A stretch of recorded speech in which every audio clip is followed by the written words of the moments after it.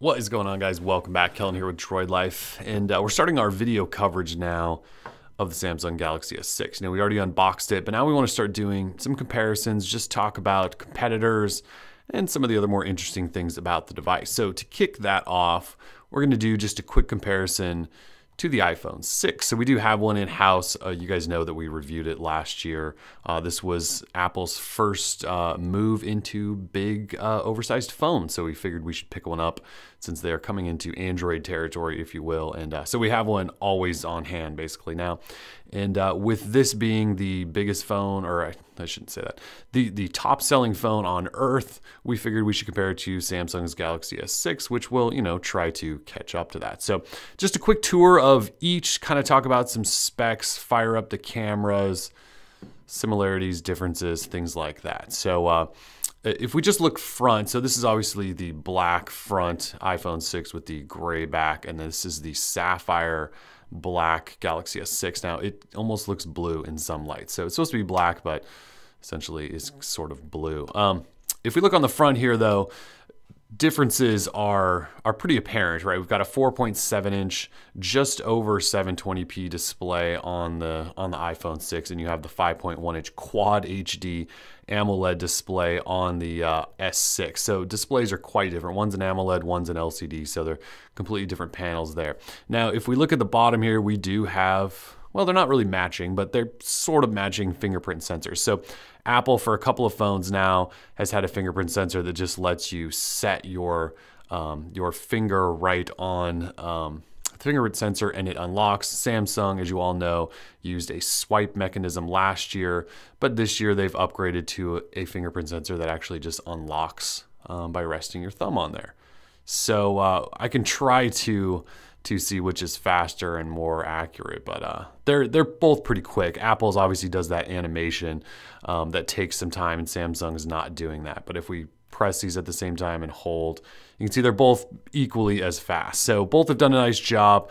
Apple's has always been really good. I've always been really impressed with that, so I'm glad that somebody finally sort of matched that, and Samsung seems to have done that for the most part.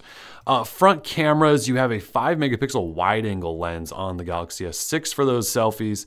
The iPhone 6, I believe it might just be VGA still. It's not a great front-facing camera, but it is there. So if we flip over to the back, things change a lot. So we hear a lot of people talk about how similar the S6 is to the iPhone 6, and I'm sorry, I don't really see.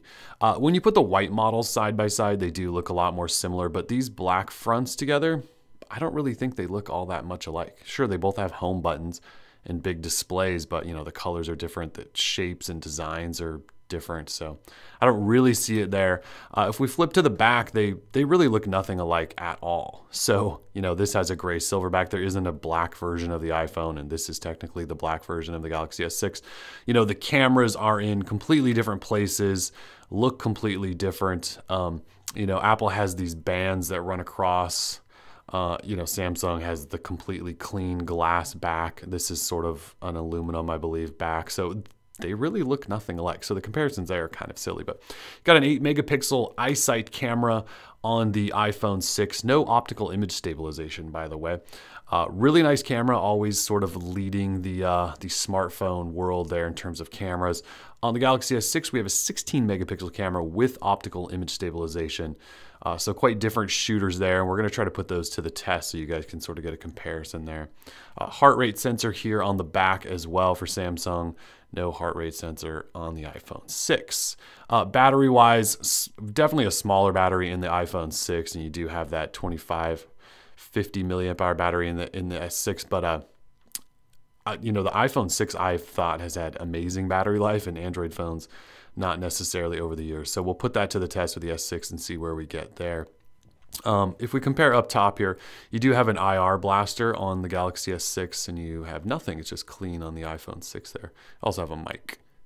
If we flip to the bottom, this is where so all the press people that love Apple products love to show you this, because they do look quite similar. So iPhone 6, Galaxy S6, the speaker placement, the charging port and the headphone jack, all that stuff, it does kind of match up quite a bit. And so I get why people are saying that here, but I mean, how many different ways can you design the bottom of a phone? I don't know. You know, if you use a metal rounded rim. So it does look similar, and it is what it is. Samsung does have a dual level speaker grate if you're looking for a difference there. So if we flip to the side, on the right sides, they each have their SIM slots, and they also have their power lock switches. So there's another similarity.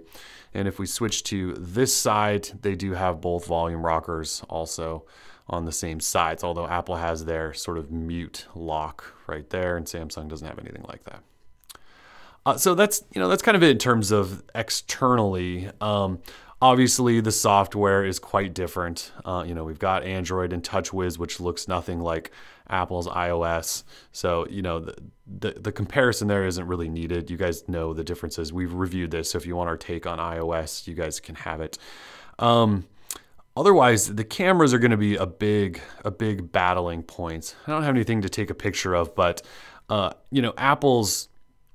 Apple's camera is really easy to jump between if you want to shoot a regular photo or a square or a pano or whatever. You just kind of swipe around. It shoots really nice slow-mo videos. Everyone knows that the camera on the iPhone 6 is one of the best in the business. It always has been. So you basically just look at something, touch, and it shoots. It's instant. It focuses fast. It takes good pictures. With the Galaxy S6, we're pretty much seeing an identical experience. I mean, it focuses fast, you tap, it shoots, the shutter's fast. So the cameras are really going to be close here. It's interesting, and it's kind of picking this up on the camera, I believe. You can see just how much cooler the screen looks on the Galaxy S6, whereas the iPhone 6 looks a little warmer to me, but also looks a little more natural if the lighting in this room actually is a little bit warmer. So we'll see if that translates over to actual picture results, if Samsung's does it a little bit cooler, but we'll play with that. So cameras are going to be a big deal. Again, you have a 16 megapixel with OIS in the S6. You have an 8 megapixel with no OIS on the iPhone 6. The iPhone 6 Plus, though, does have OIS, so maybe a little bit better comparison there. Overall, though, that's pretty much it. We just wanted to get these in hand and show you sort of what they look like. If we want to talk about in terms of premium build, they're different styles. This is glossy glass that's reflective. It does have that metal frame, and so it feels really nice in hand, but it's a little bit wider than the iPhone 6, so it's just a different in-hand feel. The iPhone 6 to me is too thin and tall, and so holding it's always been a little bit awkward. It kind of feels like an HTC One M9, which I like. It's just a little bit too tall for me. Apple has these sort of big chin and forehead areas, and Samsung has shrunk those down quite substantially, it seems like. Otherwise, dimension-wise, they're somewhat similar, except the Galaxy S6 has 0.4 inches bigger screen. Thickness-wise, I believe I just looked this up, and the Galaxy S6 I believe is around 6.8 millimeters, and the iPhone is about 6.9. I actually can't believe that the iPhone 6 would be thicker, but it might be. So anyways, again, just a quick look to show you these side by side, both obviously high-end devices, and these are the two devices that are going to go head to head this year in the battle for King of Smartphones. So it should be interesting to shake out. We'll have a full review coming, but in there we're going to hopefully test some cameras and see which one we like, and let you guys also decide what you think the quality there is. So if you have comments, questions, or you want us to check anything out in particular between these two, we can certainly do that. For now, though, we are Droid Life. We're out. Peace.